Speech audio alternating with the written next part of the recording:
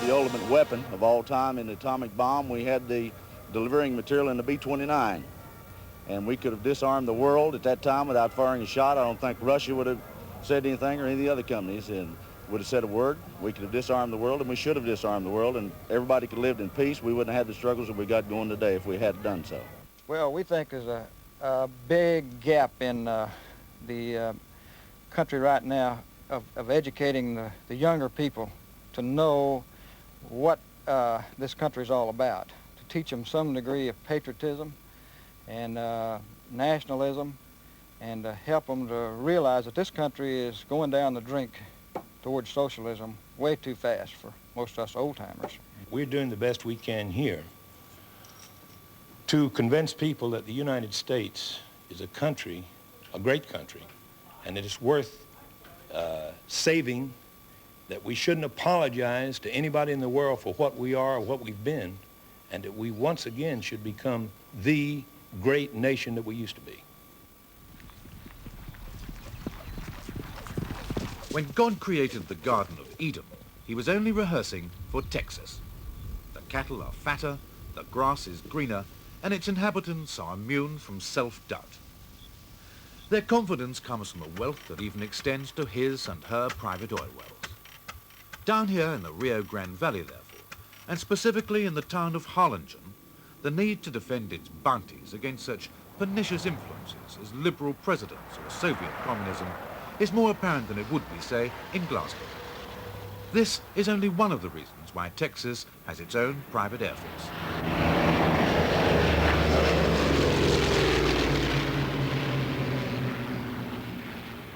The Confederate Air Force, financed entirely by private subscription, would appear to have as much influence on the defense of liberty as Nelson's flagship would in the periscope of a Russian submarine. This is not so. It's far more than an antique armada to show small boys what their grandfathers whizzed about in the days before Star Trek. Enemy planes, the beautiful Spitfire of the Battle of Britain, are less relics of World War II than reminders to a generation raised on fast foods and the easy life that from time to time man is required to fight. Indeed, the hardware, 89 Second World War aircraft, collectively named the Ghost Squadron, all in perfect flying condition, amount to a positive political message.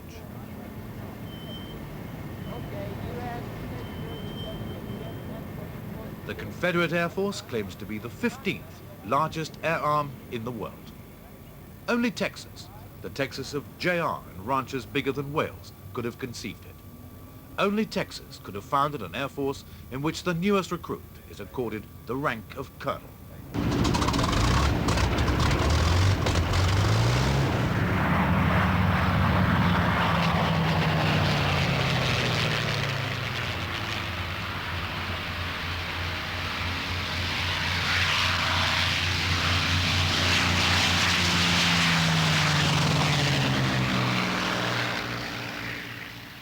The flying, ranging from the ebullient to the unashamed nostalgic, is performed by pilots with the strongest of common bonds. It's not so much that they are now mostly aged between 59 and 64, but that then, aged 19 to 24, they flew in the deadly arena of World War II. Error over Dortmund or occupied France could mean that the last thing they saw was a Heinkel. Yet, 40 years on, these are more than the toys of Texan colonels playing war games. The Confederate Air Force is spiritually united under the command of a man who exists only in a portrait, which, while bearing some resemblance to the Colonel Sanders who declared war on chicken, is in fact Colonel Jethro E. Culpeper. Rita Hausner, a member of his staff, explains the somewhat equivocal role of her chief. Jethro is our commander. He's mythical, but in the hearts of the people who love the Confederate Air Force, he's very real. But do people think he really exists? Some people do. Some people call on the telephone and they say, "I'd like to speak to Jethro Culpeper, please." We say, "I'm very sorry. He's in Washington doing business for the Confederate Air Force." And we carry on the theme. You know, we enjoy it very much. Yeah. Do you ever believe he exists? Of course I do. Jethro's just a very real part of our Confederate Air Force. He even has his own parking space. But nothing else is mythical about a movement which in 24 years has grown from a bunch of veteran cowboy flyers taking turns to beat up the Texas skies in a single fighter, to an organization as complex as many of America's major corporations. Administration is now handled by a full-time staff of 27.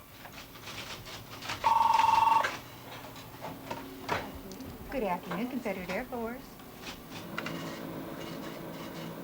Computers keep track of aircrew, spare parts, and colonels who have unpatriotically fallen into arrears with subscriptions. And with a membership that now reaches far beyond Texas, the dissemination of news is in itself a major operation. It has its own marketing division, where, among other things, a tenderfoot recruit like me can turn into a full-dress colonel at the drop of a check. Stan, this here's a pretty good fit. How's that? How's that? Looks rather nice, rather nice. Makes you want to go out and kill people. Not today. No. It's a pretty heavy belt buckle there. Yes. Does that sit well there, do you think? That's just the way it's supposed to sit, just like that, that brass buckle. Fine. Right. So that's it. Well, let's try head on here, Colonel. Colonel. Yeah. You know, I don't think that suits me very much. That's a bit like Babe Ruth, isn't it? A little bit there, Colonel, a little bit. Let's try another hat, though. Okay. Right. 7 and 3/8. Right. Here we go, Colonel. Ah. Now that. Now, that's better. That really is a cross between JR and Douglas Bader. What about that? Looks very fine, very sharp. Colonel, Confederate Air Force.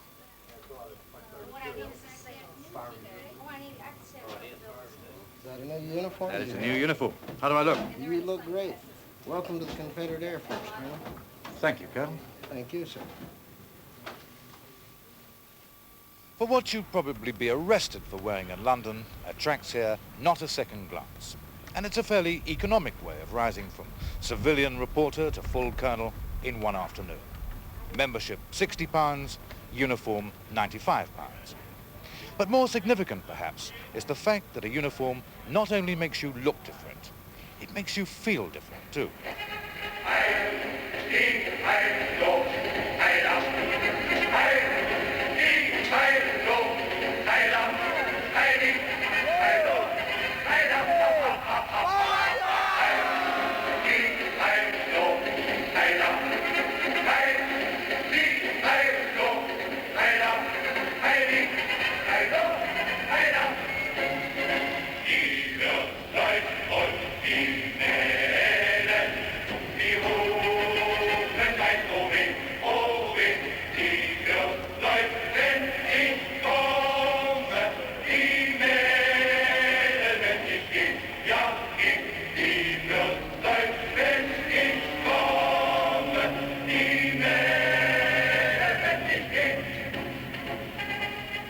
It's not only the ladies of the Confederate Air Force who enjoy dressing up.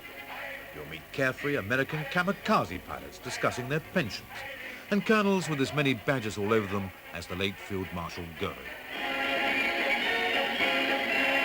Most members of this private Air Force carry it off without a tinge of embarrassment, just as, probably to a man, they voted for Reagan. Their executive director, Max Sterling, explains why they joined. I think they're looking for nostalgia and a way to teach history and hopefully prevent some of history from repeating itself. Most of them are concerned people, very concerned about the condition of the world. And what particular condition of the world are you talking about? I think the weakness of the free countries at the present time, the lack of armament, the unpreparedness, much as we had in 1938 and 39.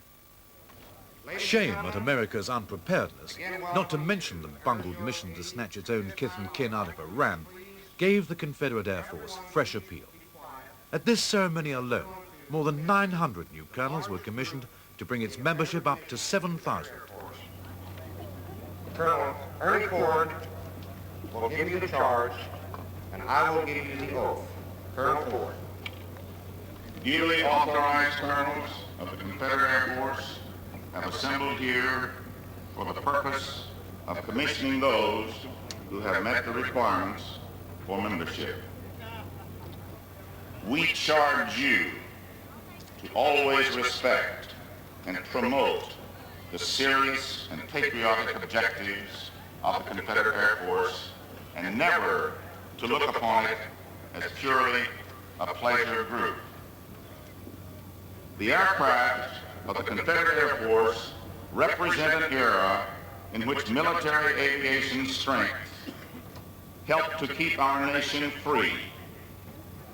And now, Colonel Eddie May will give you your oath. You will raise your right hand as I do and state your name. I, W. May, do solemnly swear that I will contribute insofar as possible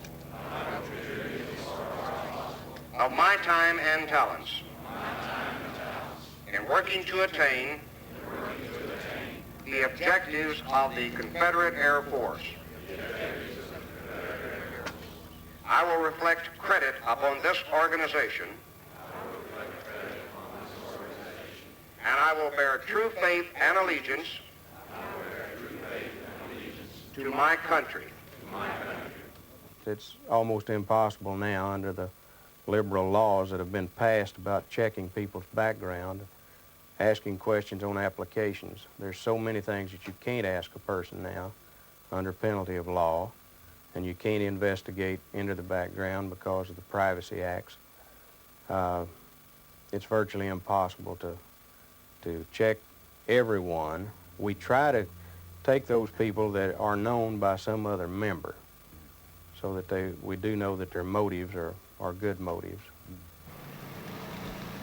In a staff car which long ago would have gone to the wreckers had it not once been owned by President Truman, the man who started it all, Lloyd Nolan. Well, in these airplanes do two things. They point out the fantastic accomplishments of the American people during the war years. Well, the entire free world, certainly Britain. We think the young people today don't know about the accomplishments of this nation during those years. We do not feel that it's being taught adequately in school.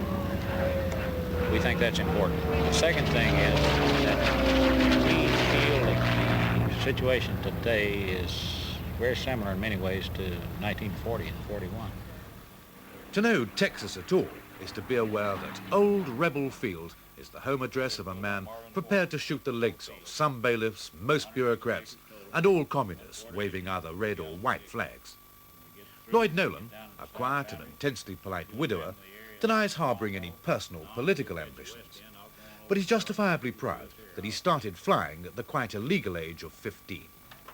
His considerable wealth has come from the hazardous business of crop spraying large tracts of Texas.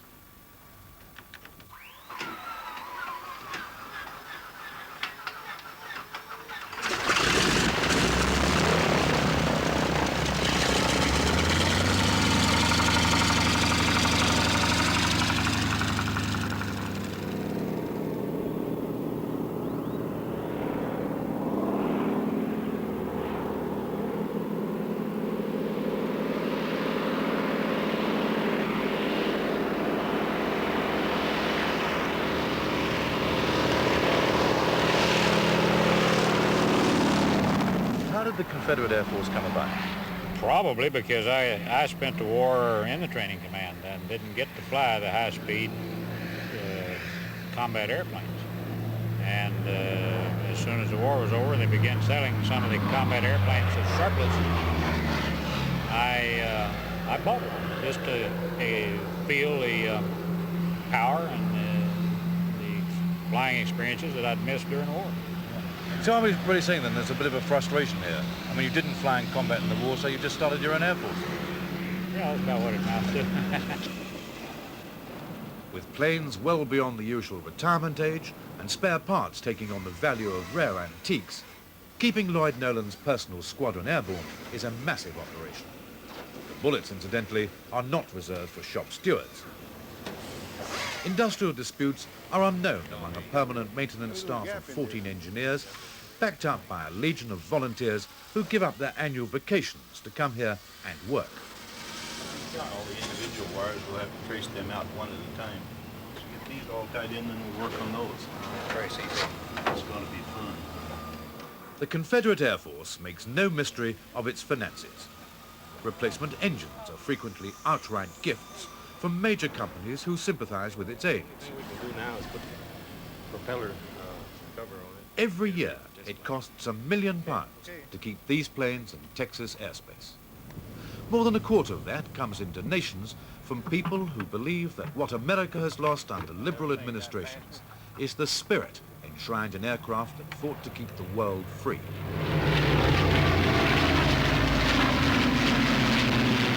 You're watching, in fact, one of your flying parts here. Fantastic formation. Look at those guys. That's the Canadians. That second flight is the Canadian group. That's fantastic. Those guys are great aviators, and they're great guys. I'm glad to see them arrive. That's Dennis Bradley in the B-25 with his 3 wingmen and a formation of Mustangs. Now, those fellows have flown all the way from various parts of Canada, from the East Coast to the West Coast. They rendezvoused somewhere up country to come here to fly with us, and we're extremely proud of that fact. Many of the 89 aircraft have been personally donated. 3 by a man who became so obsessed by the Confederate Air Force that he threw up a big business career to become its paid Director of Operations.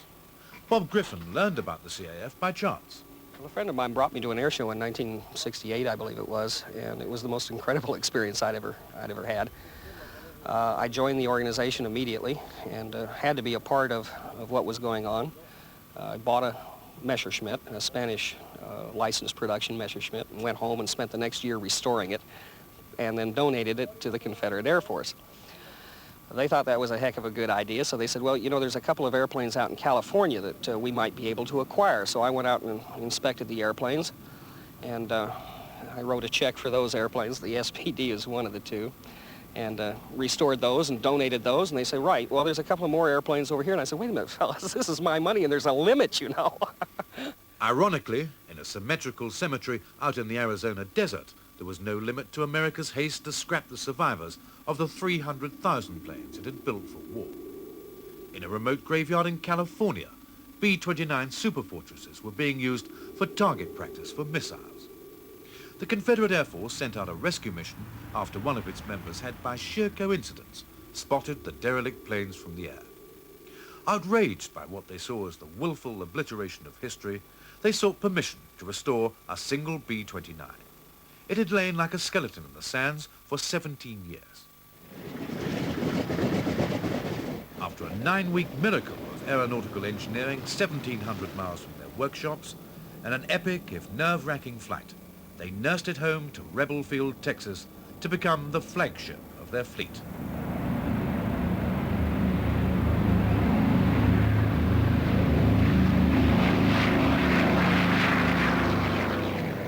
Colonel Lefty Gardner was one of the men who led that recovery back in 1971. Though his pride now is a P-51 Mustang, Gardner was a wartime bomber pilot. By 23, he'd survived 70 missions over Europe, including flying secret agents into unlit Swedish airfields. I've flown most of the major fighters of Britain, Germany, U.S. Flown this airplane, the P-51 Mustang, Bearcat, the King Cobra, Hellcat, Wildcat, British Spitfire, the Spanish ME-109 with a Rolls-Royce engine in it. Each one of these airplanes had its distinctive characteristic, sort of like, you know, beautiful women. They are all beautiful in different ways. The Spitfire was a great airplane for getting off, climbing out fast, attacking the target, and turning tight and dogfighting. It was tops. The British built, I think, probably the greatest all-around fighter ever built, or in that era anyhow.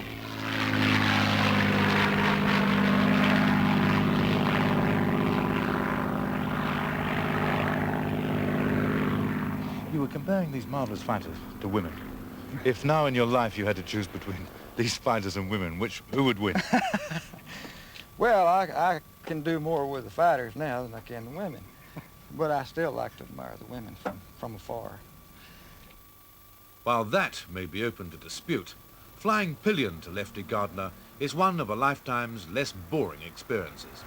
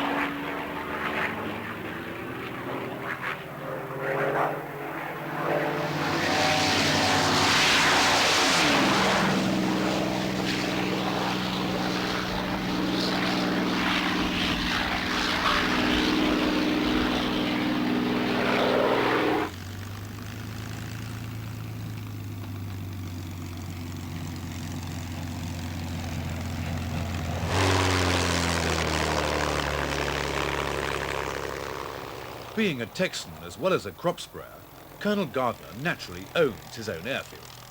In fact, it's only a short ride across a main highway from his home, his second wife, dogs, children, and supper.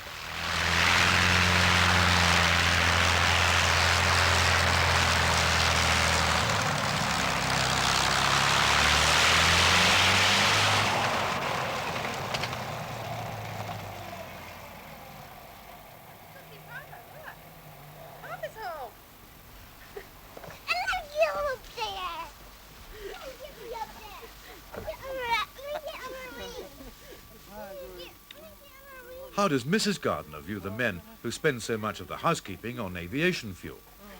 Very patriotic, people trying to do a job that our own government hasn't done in preserving the airplanes in fine conditions. It surprised us to see so many women here, the wives really working. Yeah. Are you a member as well? I'm not a colonel, I'm an angel. What's an angel? That's the women's support crew. And what are the objects of that?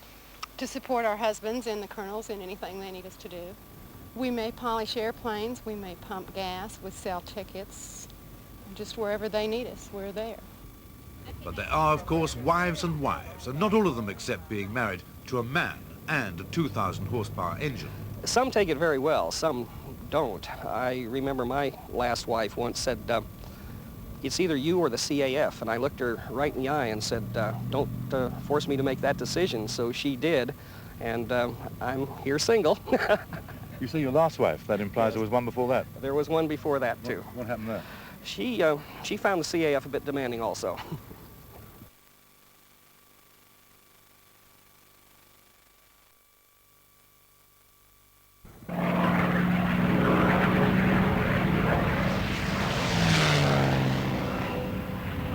What the Confederate Air Force can never be accused of is historical parochialism. The Battle of Britain, Spitfire versus Messerschmitt, is frequently fought again above the playing fields of Texas. In reality, it was fought above the English Weald a full year before America joined the war. 520 British pilots died before the final victory roll. Texas had no hand in it, but venerates the legendary aces who did. The DB on the fuselage, for example, honours a man who's always welcome here, Sir Douglas Bader. Cheerfully, he accepted a commission in the Confederate Air Force, as did a British naval officer, inquisitive to learn what it was all about.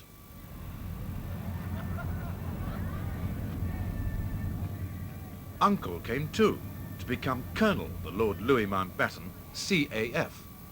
It is my distinct honor and privilege to appoint you to the honorary position of Colonel, Confederate Air Force. Wing is now presenting credentials and pinning on wings for Colonel Mountbatten.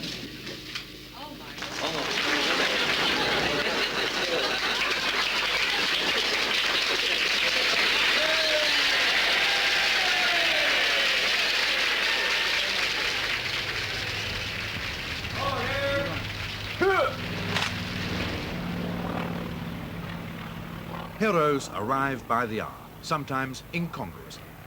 On the left, Bob Stanford Tuck, ex-wing commander, RAF.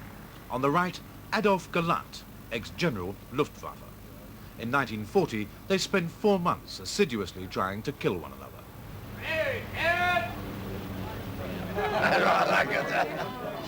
Gentlemen, I toast you. The toast is not to old enemies, but to aviators of proven courage in war. Gallant shot down 104 Allied aircraft in face-to-face combat. Stanford Tuck, on the other team, scored 30. They fought for their respective flags without question. In Texas, they're greeted like football stars, but their game was life and death. Would new generations accept the same challenge? A lot of these peculiar things which we of our ages now criticize in the young people, I think those would all disappear and you would see them rally to the cause. General, what about Germany? I am convinced that they will do their duty like we have done it, without asking who has given the order. When the order is there, they have to fight. They have to go up in the air and fight. And you think they would? Yes, but the fight himself will be completely different from what we have done. Is there one personal memory of a moment of terror? A moment Yes. of... The day I was shot down, I thought it was very unpleasant. Crashed in France. But one thing I will say, if I wasn't shot down by another fighter, an enemy fighter, I was shot down on a low-level attack on an alcohol distillery. So it's rough justice. Stanford Tuck, of course, wasn't alone in suffering wartime rough justice. It was at 8:15 on the morning of August the 6th, 1945, that a B-29, exactly like this, moved into precise target position and dropped a single bomb. Below lay Hiroshima, and thus was born the atomic age.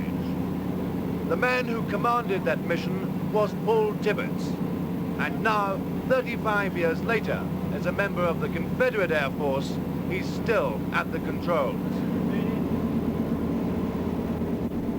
Meeting Paul Tibbets was a surprise. Widespread post-war rumor had it that guilt over Hiroshima had driven him to drink and a mental breakdown.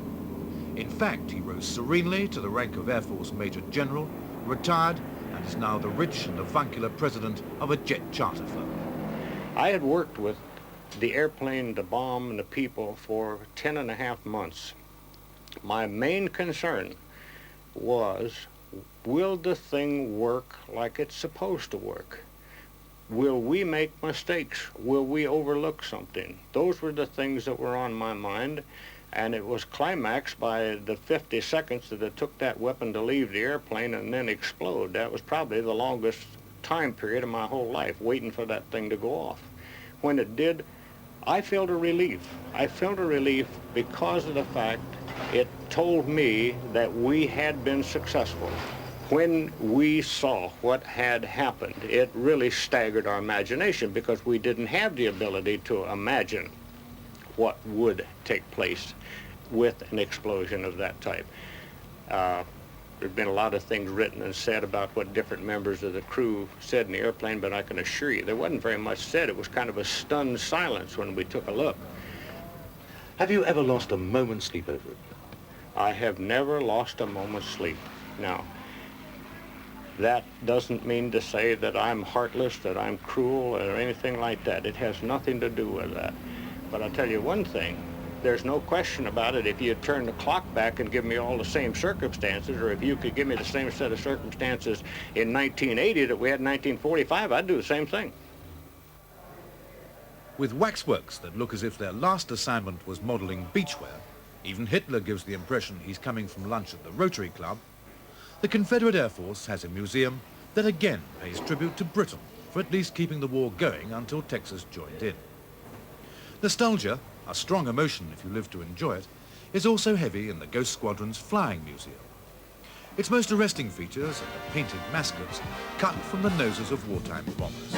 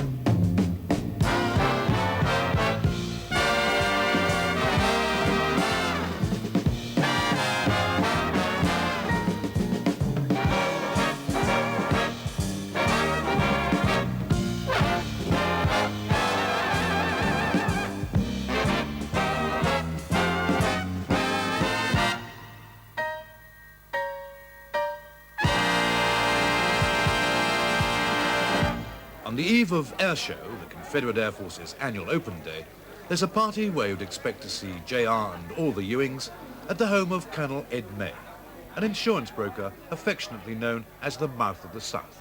He will commentate. Eddie, it's your commentary which really sets the tone of the event. Give me a sample of the end of it. Well, the end is many tearful eyes reminiscing back to those years. And as the missing man formation, the flight of aircraft, 7 aircraft, come across the field to close our show,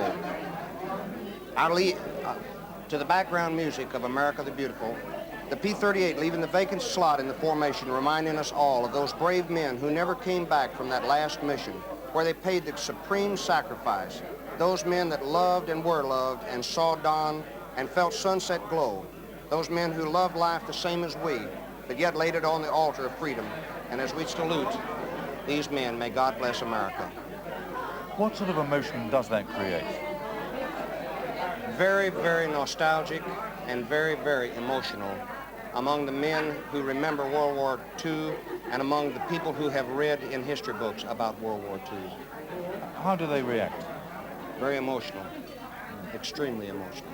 As a matter of fact, I even break up many times when I'm doing the narration myself because it is so emotional. Who wrote those words? My sister-in-law from Santa Rosa, Texas, C. Ann Sparks. Okay, welcome, gentlemen, to the Air Show 80 briefing. We've got our guest performers in the front row. We've arranged you the Luftwaffe, the British, the Spanish pilots. What at first sounds like Kermit commanding the Muppets to scramble is in fact a rather serious briefing. There may no longer be bandits up there at Angels 1-5, but in simulating dogfights, there's the constant danger of mid-air collision. A few important words about safety. We're going to fly a safe air show. We've been flying safe air shows for a long time in this museum, and that's our job. Remember, these aircraft were part of the history of this country. They won the skies over every battlefield of World War II, and it's our job to be sure that they're preserved for your children and my children and their children to see in the future. It was a time in our history when all Americans pulled together for one cause. And it was also a time that we need to remind Americans that this country got caught asleep on December the 7th, 1941. And the only way for a country to remain free is to stay strong. So let's let that be our motto, is to fly these airplanes as safe as we can so that we'll have the same number of airplanes as we start out with. See the Ghost Squadron of the Confederate Air Force at Air Show 80, October 9th through the 12th in Harlingen. Air Show 80 will feature the famous World War II air power demonstration, a recreation of famous battles of the last World War. Bring your whole family to the Rio Grande Valley's greatest annual event. TV personality Ernie Ford, a Confederate Air Force colonel himself, will be the co-MC during the 4 days of Air Show 80. On the big day, Colonel Lloyd Nolan climbs into his Bearcat to lead his own Air Force into the skies. 40 years on, it's still the substitute for the combat he never saw.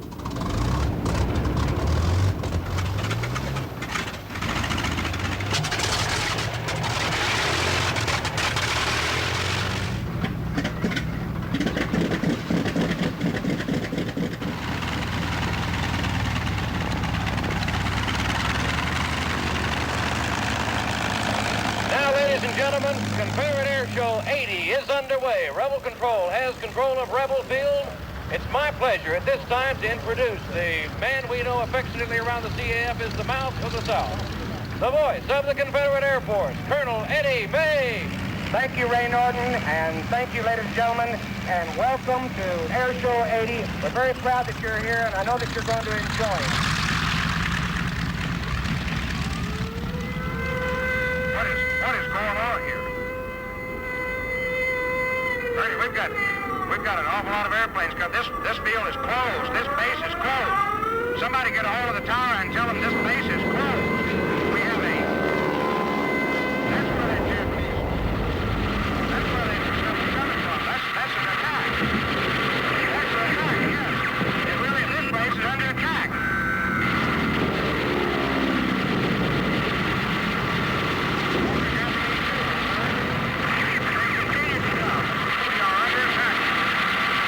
This base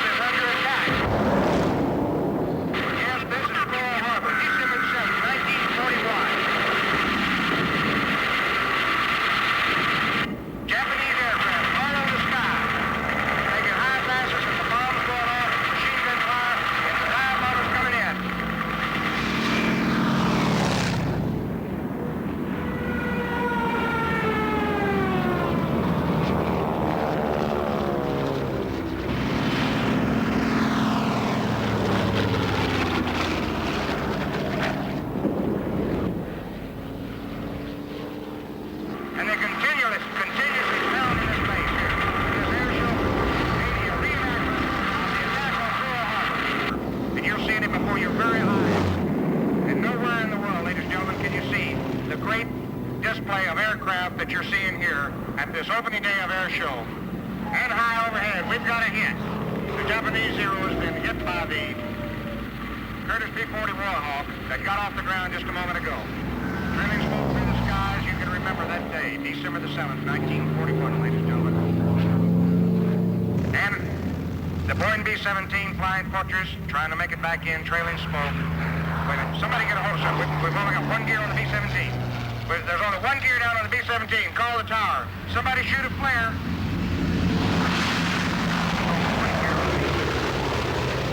Don't let him win. Don't. Oh, don't.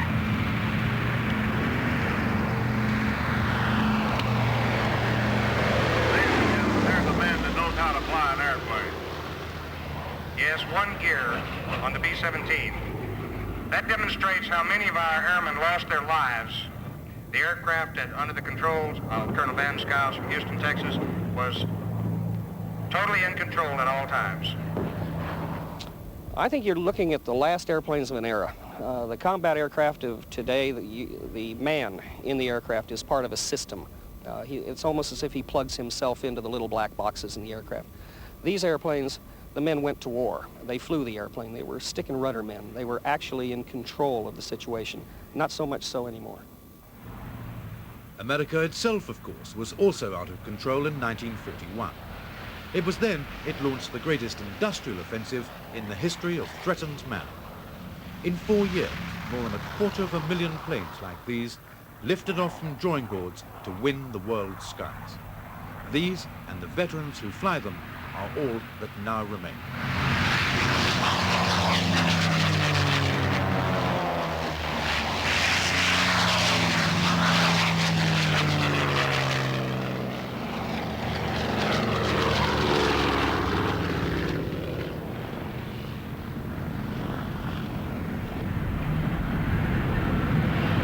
Again, I say, nowhere except at a Confederate Air Force air show can you see such an array of historical aircraft representing America's military might and how she recovered from the darkest days in history, the years 1939 to 45.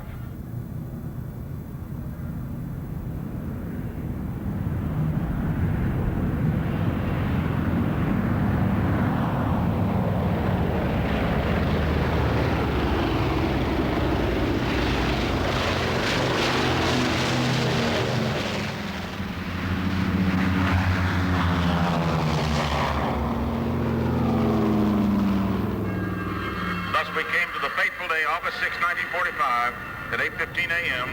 Japanese time. One bomb dropped from the Bombay of but a single airplane created unbelievable death and destruction, but would ultimately save an estimated 1.5 million human lives. This same event demonstrated to all mankind a weapon of such destructive force as to make all future wars absolutely unthinkable. The world is not allowed to forget this Holocaust. It is because that future leaders of the world will find a way for all nations to live in peace for all time. At their now notorious air show of 1975, the CAF itself did something many deemed unthinkable. To liven up proceedings, they calmly simulated the Hiroshima bomb. For the second time in history, all hell broke out. The thing that made us decide not to quote, drop the bomb again was that the Defense Department said that if we did, it could cause some far-reaching problems with air bases that were kept on Japanese soil. They were horrified that we could do this, and it came out in the newspapers and things that it was a bunch of Texans down there just playing war games and like we were barbarians, and all we were doing was reenacting history. The Japanese enjoy Tora Tora real well. Tora Tora being the attack on Pearl Harbor. It was the Texas colonels, then boys, who rode out to deliver America's apocalyptic answer. Their mission now is not to let America forget. We are trying to show them that certainly at one time we were number one. We had a beautiful Air Force, we had a fine armed services that we defended our country with. We were attacked. We didn't do the attacking. We were attacked. We defended this country. We helped you people. We helped the whole world to try to go back to democracy, freedom.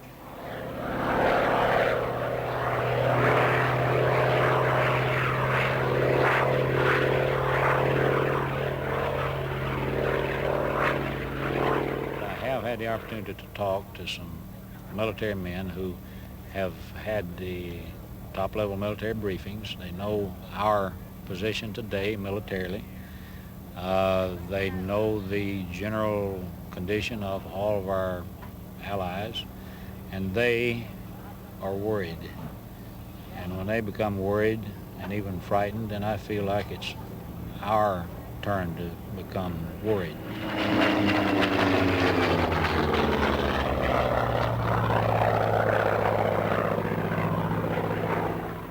I don't know why the Russians haven't already done it. I think that they must know that we're very weak over here and could probably be subdued. We don't have much of a will to fight anymore like we did during World War II. We don't have the equipment. And I think it'd be very easy for Russia to surface submarines all around this country and just tell us to surrender or die. Would it worry you in any way that perhaps you'd be seen by an independent observer as an extreme right-wing organization? No, it wouldn't worry me at all. I feel this way, I talk this way, no matter where I am.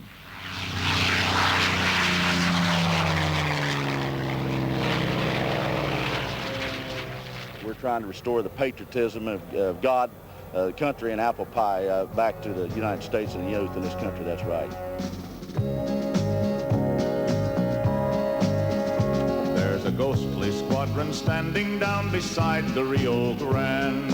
A mythical commander beckons with a ghostly hand. Like the old and fabled peace, they'll rise to fly again to perpetuate the spirit of the peace they helped to win. Ghost squadron, gallant planes and valiant men, gallant planes and valiant men.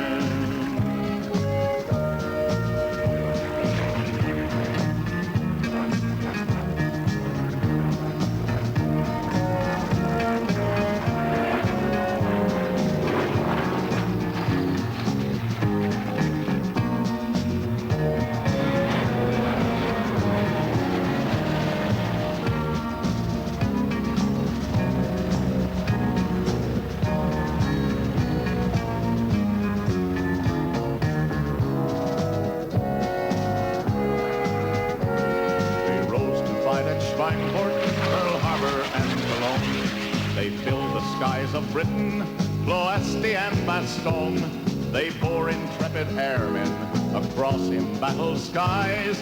The legend of their conquest enshrined in history lies. Ghost squadron,